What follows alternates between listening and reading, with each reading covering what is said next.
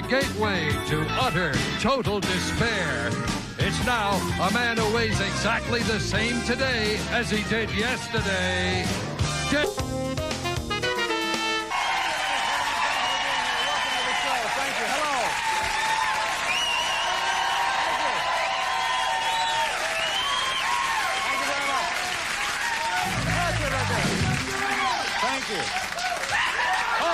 Hold it right there.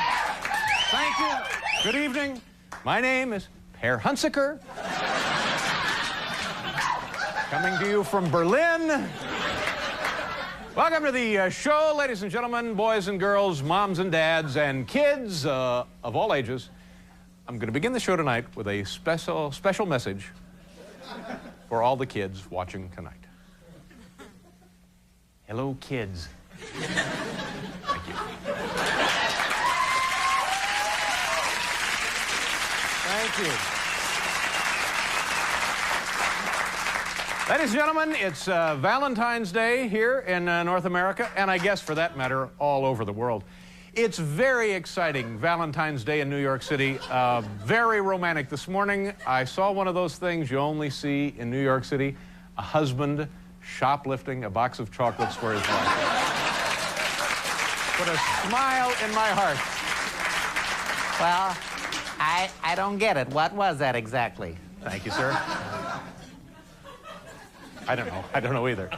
I think the pressure of the war is finally starting to get to some people this afternoon at the daily Pentagon briefing. Wolf Blitzer asked General Kelly to be his Valentine. That's... See if that guy is still with us, Hal. Let's see if he's still there. Is he there? Where is he? Is he... I don't get that one either. Ladies and gentlemen, yesterday General Motors proudly announced the first recall of their brand new Saturn automobile. They said now that perhaps 30% of these automobiles, the front seat in the cars, could suddenly lurch forward. Now, they said it's not necessarily a safety hazard, but it could be really dangerous during sex. Thank you. Thank you very much.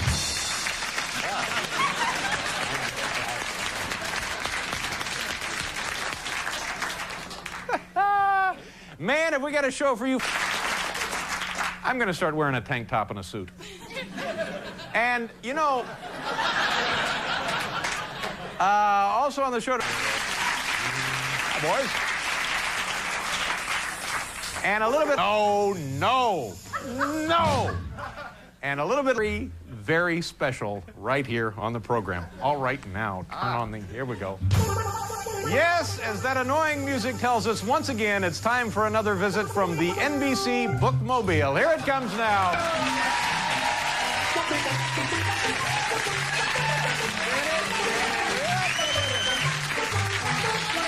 Makes me wonder. Ladies and gentlemen, it's the NBC Bookmobile library lady and, of course, lovable but gruff Gus. Nice to see you kids. First of all, Valentine's Day, David. Happy Valentine's Day to you too, library lady. You certainly seem like you're enjoying life these days. Oh, I'm very happy today. After working together for 9 years, gruff but lovable Gus and I are announcing our engagement. Oh, my, well, congratulations. That's wonderful news. Good luck to you, Gus. Nice going.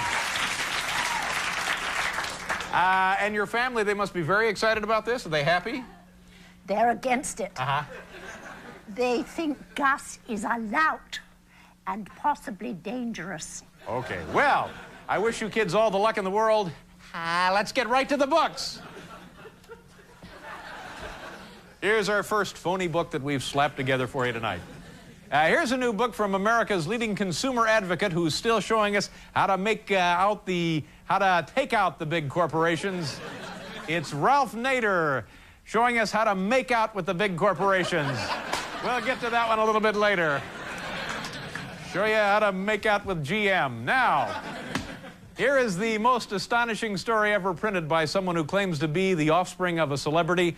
My Father Liberace by Bud Liberace. There it is. This gas station attendant tells how his mother met the famous pianist at the Louisiana State Fair, where she operated a skee ball concession. And then they all started to make out with the big corporations. From the world of pop music comes this poignant volume which asks the heartbreaking question, do we have to give the money back, by Milli Vanilli.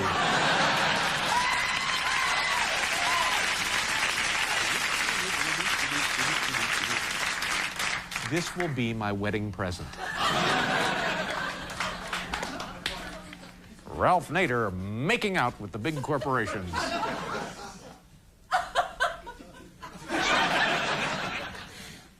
Hello, kids. Ansel Adams was one of our greatest photographers whose work reflected the beauty and power of nature. Another side of his talent shines through in this new collection of photos taken for insurance purposes following a minor traffic mishap. It's Ansel Adams, The Damaged Plymouth. Just look at the contrast, the light, the dark, the shadows, the detail. Why, it's a wonderment. Isn't it, library lady? Beautiful.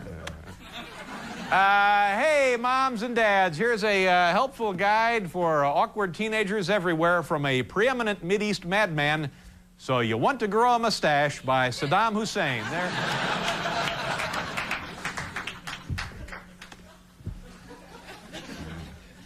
This book is kind of heavy. From one of our country's most respected hostesses comes a new book that's sure to help with a tricky area of entertaining. It's Martha Stewart's Getting the Last Drunk Off the Sofa and Out of the Door at 4 a.m.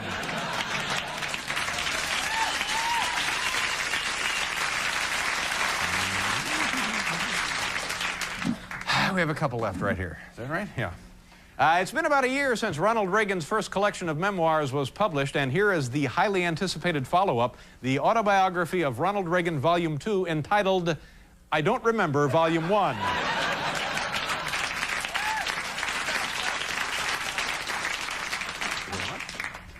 One more.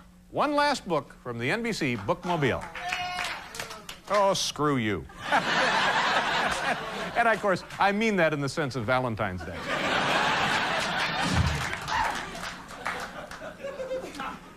Ever bothered by annoying requests to appear at public events and award ceremonies? Well, then you'll want this handy collection, Sinead O'Connor's 1001 Cancellation Excuses. They're all here from no, they're singing a national anthem to no, I have to stay home and buff my head. It's the NBC Bookmobile Library Living Bar.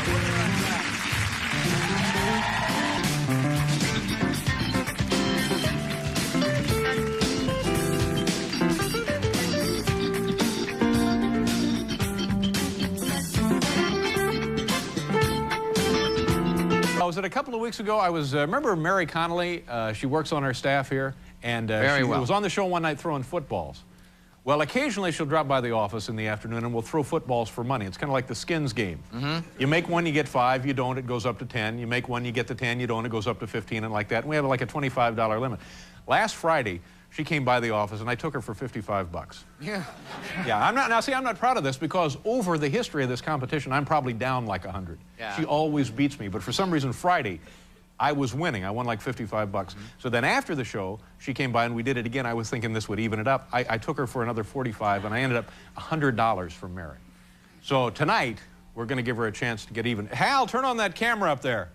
All right, Mary, are you there? Hi, yeah, there's Mary Dave. Connolly right there. Mary is in my office. Mary, go on over to the chairs and explain to people what we're up to here. Okay, we start here sitting in your chairs, right, and we throw the regulation footballs from your office into Lori Diamond's. Okay, the wastebasket right in there. Yeah. Has there been some kind of blackout, Mary? No, I'm not quite sure what's going on. Are the lights off? I don't know. Maybe I'm not in the right spot. I don't know, but can you see what you're doing up there? I can see what I'm doing, yeah. All right, you want to sit down in the chair and take a couple of shots here? Sure. All right. Now, did I explain this pretty well? You owe me $100 bucks? Yeah, I've paid you, actually. Yeah. Oh, that's right. Yeah. But we're... You don't mind if I check the paperwork, do you? No. But in the series of the competition, I'm still down to you, right? Yeah. Okay. Yeah, all right. That's right. All right. Wing a couple there, Okay. Mary. And then I'll come up later and we'll actually have a little competition. All right, great. Okay. How do you feel tonight, by the way? I feel good. All right. Yeah. This is not affecting your concentration, is it? No. Okay, go ahead and let some fly. There we go.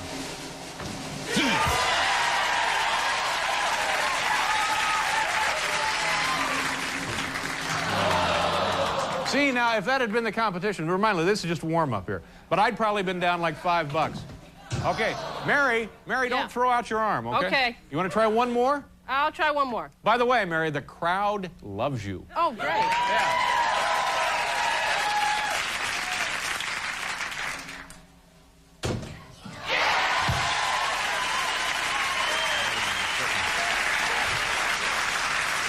I can feel it. I can feel it. I know. I'm going to take a bath. Gaines, bring the little can at her. Let me try one. I'm going to take a bath. I can feel it already. Because when Connolly gets hooked up like that, she just can do it. Put it right over there by Paul. You have your work cut out for you. Yeah, well, let me just see what kind of an arm I got tonight. All right. All right.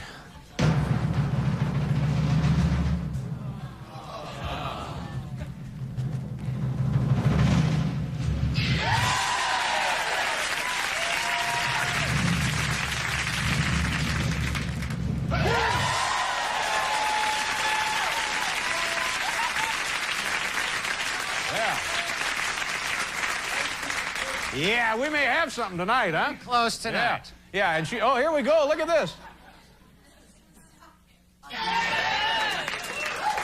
right. Thank you very much, Barbara. But you know how that cutaway shot makes it look like we phonied that. I actually hit that, didn't I? Yes, absolutely. And Mary didn't have a piano player dancing around in front of her either. Oh, well, you know. I'll go up and confuse her, too, if you'd like. Hey, Mary, are you up there? Yeah, I'm here. I hit 2 for 3, right? I saw it. Yeah, pretty good. Yeah, nice job. Are you scared, silly? No. Yeah. All right, I'll be up in a few minutes, Mary. Okay.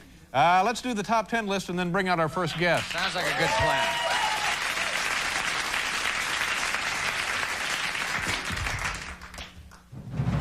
Oh, no, he's short. Yeah, I know. I feel like the kicker from Buffalo. What was the guy's name? Scott Norwood, yeah. Here we go. Top 10 signs you're in love with the Secretary of Transportation, Samuel K. Skinner. Top 10 signs now you're in love with Secretary of Transportation, Samuel K. Skinner. All right. Here we go. Number 10, you read 9 newspapers a day in hopes of seeing his name. Number 9, you believe his speeches to gatherings of civil engineers are filled with secret messages to you. Number 8, you hate the other cabinet members for holding him back. Number 7, in your new wallet where it says, in case of emergency, please notify you filled in Samuel K. Skinner. Number 6, whenever you hear someone say, man, the bus is late again, the next thing you know, you're in a fist fight. Number 5, you put posters of him up right over your old posters of former Transportation Secretary James Burnley. Number 4, when you're a contestant on Jeopardy, no matter what the category or answer is, you always hit the buzzer and say, who is Samuel K. Skinner?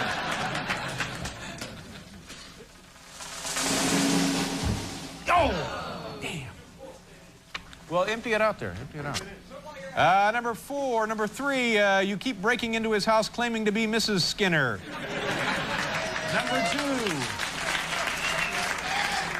Number 2, you drive 55 hoping he'll notice. Number 1,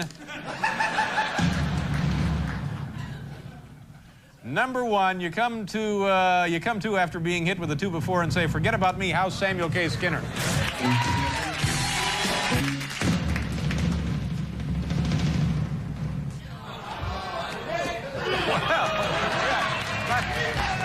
But how about the ball return, huh? I think we could sell this to ESPN. Oh! Let me try one more because I think I'm hinky here. I got to break this.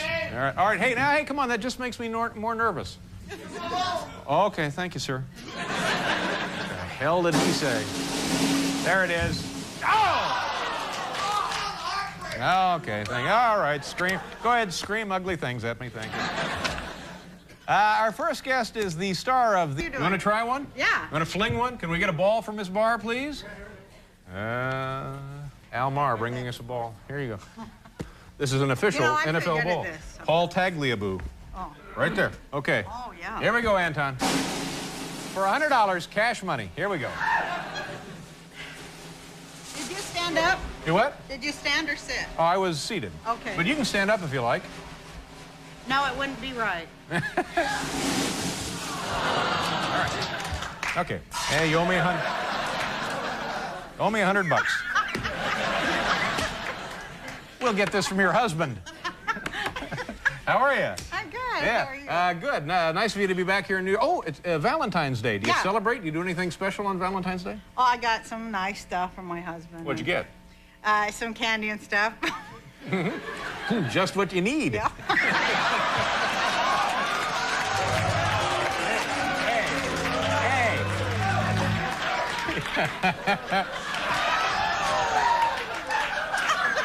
I'm sorry. I don't know why I said that. It just seemed like a joke.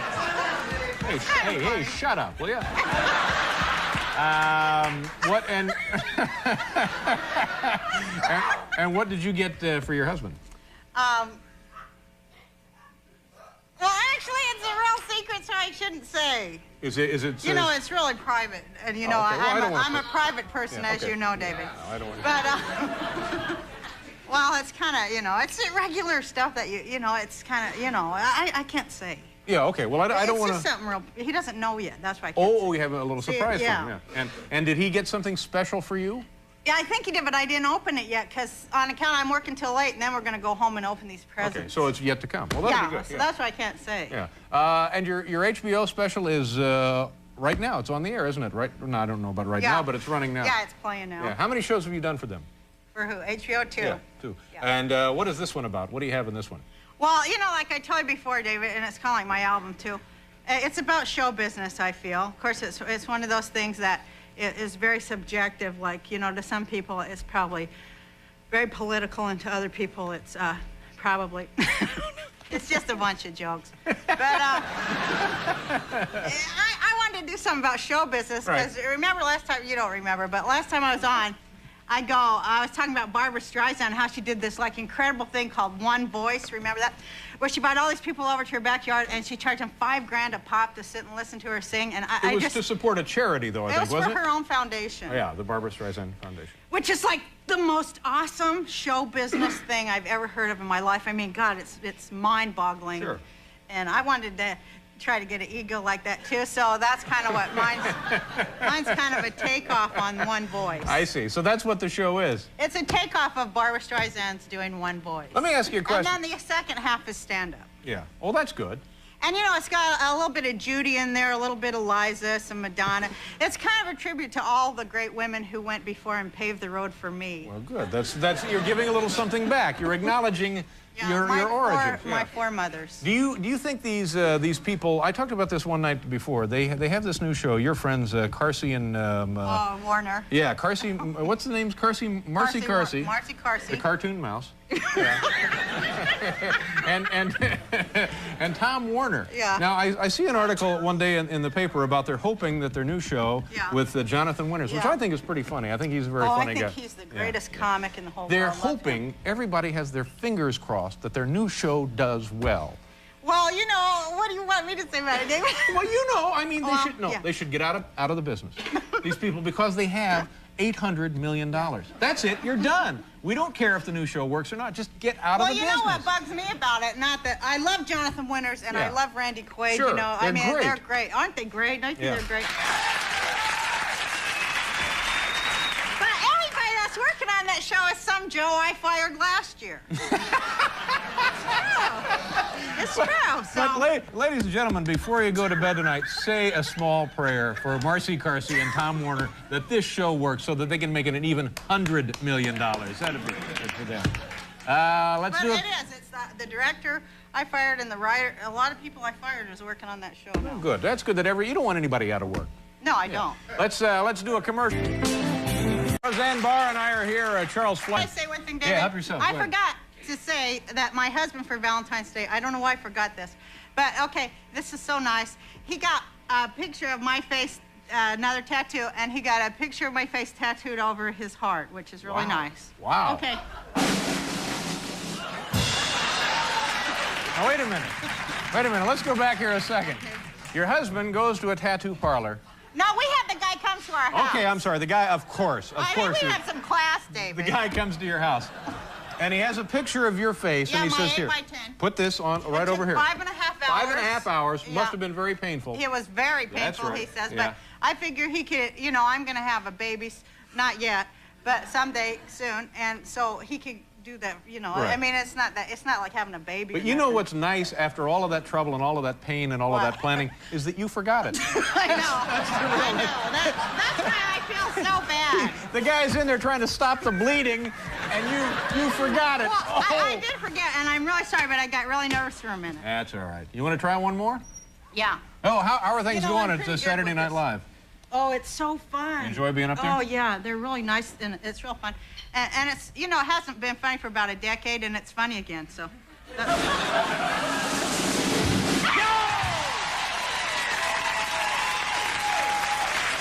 going. All right. You don't owe me anything. Is there anything else we ought to mention? This Saturday night, who's the music act up there? Oh, D-E-E-E Light. D-E-E-E Light and Roseanne Barr They're on great. Saturday Night Live, your HBO special currently running, and the series continues. Yes, Good to see you. Thank you for dropping by. Happy.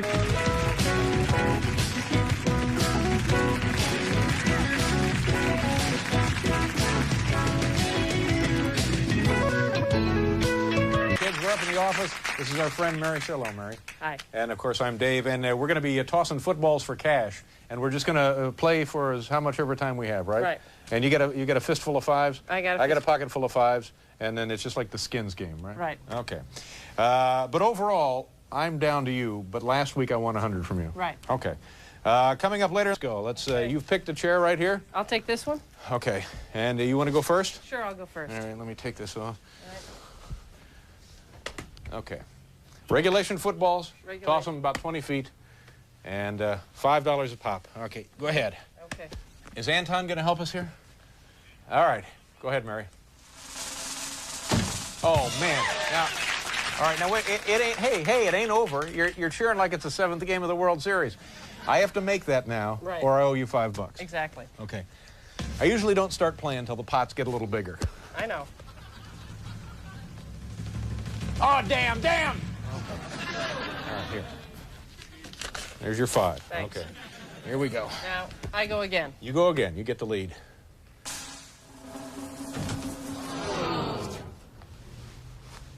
Oh, geez, I know they're laughing at me. Now we go to 10. I'd like to see you people try this. Oh, yeah, it goes up to 10 now.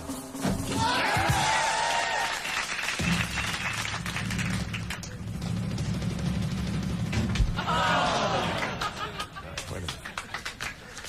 There's your 10. Thank you. Okay. All right. I go. Yeah, you go first.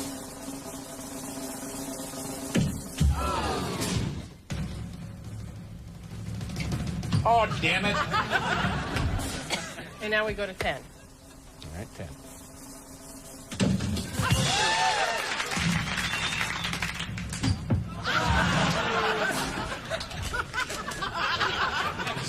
It's still early, by the way. All right. You know, the way they're cheering for you down there is kind of beginning to hurt my feelings. We got 3 minutes? I don't like the feel of this ball. Okay. This is for 5? For 5. Oh, I don't believe I've hit one yet. We go to 10. Looks like fatigue is setting in, Mary.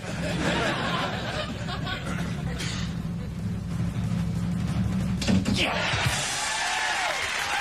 Man, I needed that. I had to have that one. Was that 10? 10. Woo! All right, man, my heart is pounding like a little bunny. Here we go. You go. I need a different ball. All right. How about that one? Trying to run in some kind of squirrel ball on me. I'm first? You're first. How are we doing on time? Let me know when we get down to 30 seconds. We'll play one basket for $100. All right. What do you think, Mary? Okay. All right, sure. Okay. Really? Well, late night's money. Are you sure of that? No. Yeah. Yo! See, when I miss, no one cares. Now we're at 10. Okay, here we go. I'd like to sink this one. I need this one. Ooh, I'd like to have this one.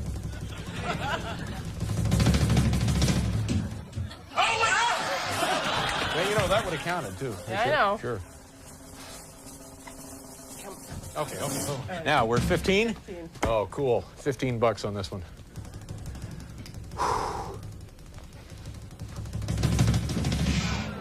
Jesus.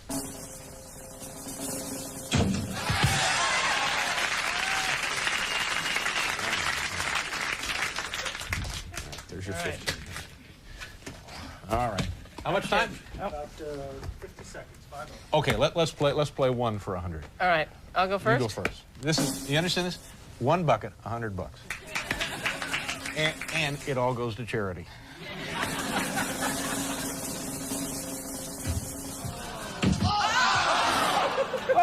Oh, no. All right, all I have to do is sink this, you understand? And I've won 100 pigs. Get him, Dave! Thank you very much, sir. Find out who that guy is and have him tossed out.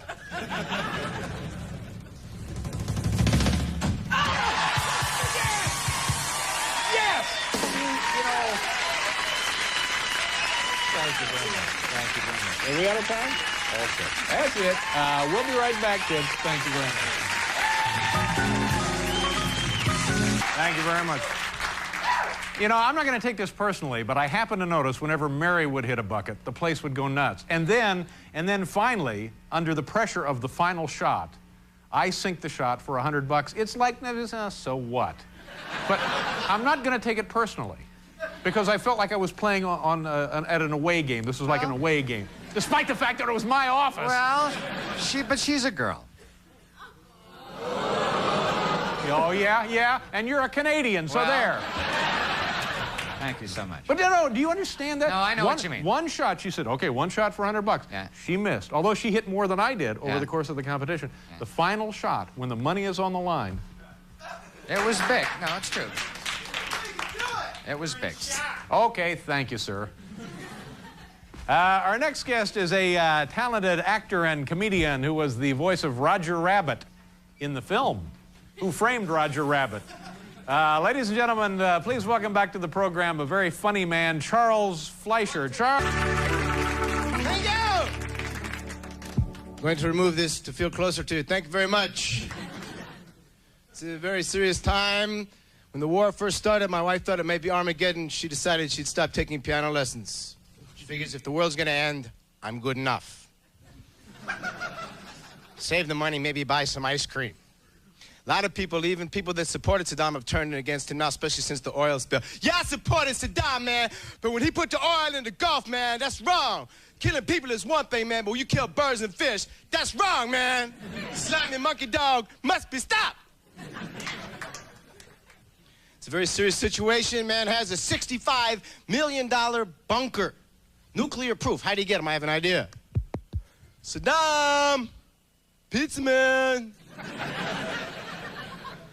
Saddam, pizza man. We don't want any. It's paid for, man. Come on down. Patriot pizza, dude. Patriot pepperoni. Patriot scud, tomahawk. It's also poetic. Remove unwanted scud, patriot. Tomahawk. It's like tomahawk cruise missile. Imagine if the Indians had that kind of technology. It'd be a different world today. Look, tomahawk, cruise tomahawk. Watch. Kill buffalo on other mountain. No, wait. We watch on monitor. Look here, see buffalo on mountain. Come, he fall down. Wait. We watch in slow motion. Look, see, buffalo scared. Look at eye. Tomahawk hit, he fall. Now we eat. How you like? Medium? Me too. You like basil? No, don't move. Come to us. Smart tomahawk. Tatonka. Toyota. You keep Tatonka. I want Toyota. They should name missiles after comedians. This is the Harpo. It's a silent, heat-seeking missile. This is Chico. It's an anti-tank missile. It leaves a sees a tank. A tanks or no tanks. A tanks or no tanks. A keys comes back home.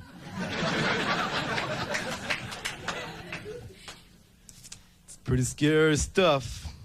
See, they have a whole different consciousness over there. See, you can even see it when you know what we need to do? We need to get somebody who's psychologically demented like this guy, because he thinks things on a different level. We should bring in Charlie Manson as a military advisor, because he has that low kind of thinking that could get into Saddam's head. Charlie, what do we do? You want to get him angry? Drop matzo balls on Baghdad. And yarmulkes, then tefillin. That's step one. It'll drive him nuts. Step two, play Hava Nagila really loud. Stop that music! All right, now pull out. Just stop it with that Hamisher music.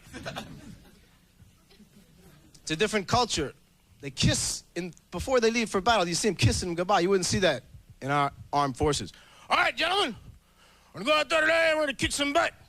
Give me a kiss, soldier. You got your grenade launcher? Give me a kiss. Put your gas mask? Give me a kiss. You good kisser, son? What's your name? Sir? Give me 5. One more. The big winner is CNN. Bernard Shaw. What an amazing soul that man is. He won my heart that night in Baghdad. Bernard Shaw in Baghdad. Someone's knocking at my door. I'm going to have to hide now. I'm hiding now. Iraqi guards are searching the room. I'm going to have to talk softly now. They're shooting. I'm going to have to duck now. A cruise missile has just passed through the room. John Holloman is on the missile. I'm on the missile now, Bernard. I'm roaming through the skies of Baghdad. It's like the 4th of July. The bombs are exploding back to you, Peter Arnett. Peter Arnett in the basement, looking for Iraqi guards to find Saddam's home number. I am Peter Arnett. I am the war. I am the war. Thank you. We got no flutes over there, do we? Hey, who said that? Come on down here and fight, sir. Do we have flutes over there? Stanley has got an incredible setup with a synthesized guitar, and he's playing 2 guitars at once. It's the most incredible thing I've ever seen. Yeah, sounds great. All kinds of sounds. Thank you again for being here tonight, Stanley.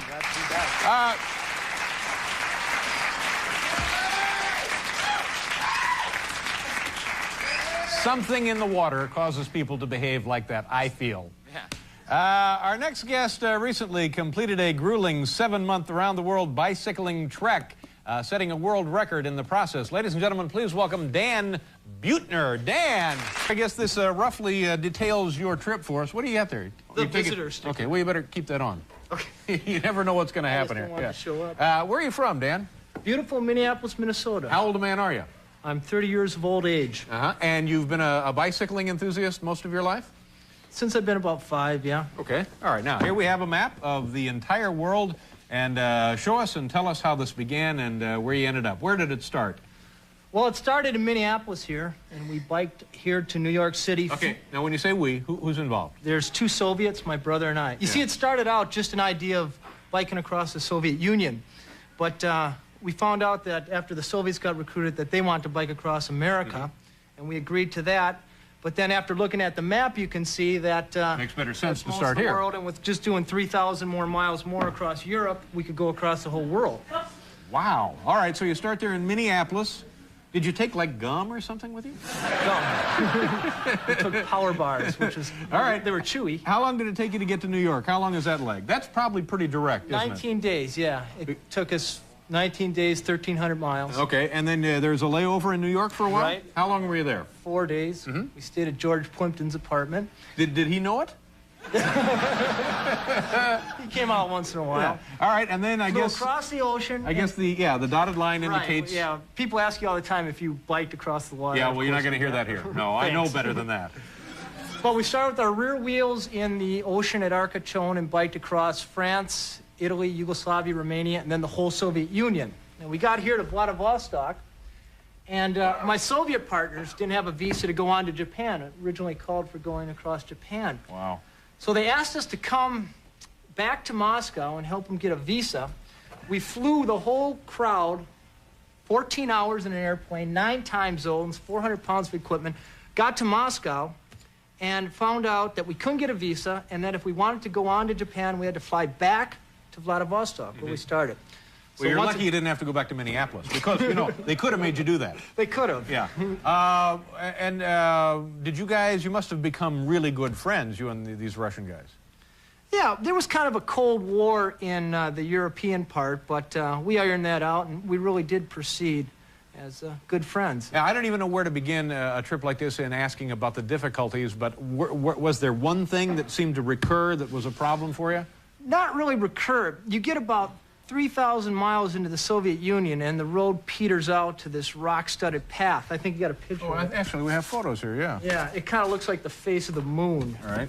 And not only was the road pretty ugly, as you're biking along, you're being attacked by these vicious, carnivorous horseflies that are literally the size of your thumb. Now this, but first of all, Dan, this is a real picture or just a gag photo you guys had made up to scare the folks? Look, Mom, look, Dad, no road. This is only about 20 miles. All right, and then these would be the...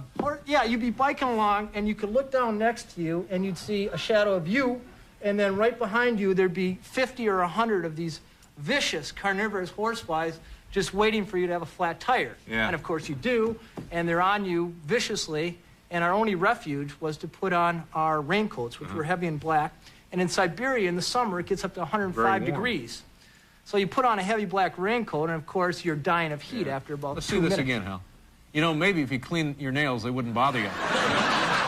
But we took 10 showers, David, in 124 days. What kind of bike are we talking about? Are these mountain bikes? Are these like a 15, 16 speed jobs? We had these Raleigh 21 speed mountain bikes, but then we put drop handlebars on it so you could get down in that aerodynamic hunch. Now, how is what you did different from like the Tour de France and Greg LeMond, that kind of thing? It was a lot longer. A lot longer. Yes, all right. And what exactly is this? Miles. Well, we had a run-in with the KGB. We were in... Now, this is not the KGB here, right? It's the American version of the KGB. This is you dressed up like the... Right, yes. Yeah. It started out by these KGB guards demanding our passports, and they looked at my American passports. And we're part of the Siberia, incidentally, middle of wilderness, and you get the feeling that whoever has the biggest gun rules. So when these guys took our passports and disappeared... You just killed them. They took their uniforms and had funny photos made. We followed them to their houses, and we didn't know what was going to happen, but as soon as we got there, out came tumblers full of vodka, and the night ended like that. Tumblers full of vodka. Well, congratulations. And this goes into the record book. This is the... How did they describe it? The Soviet truck. It's the Soviet leg got the Guinness World Record. Well, congratulations. Thank you. Good to meet you, Dan. Thank you very much.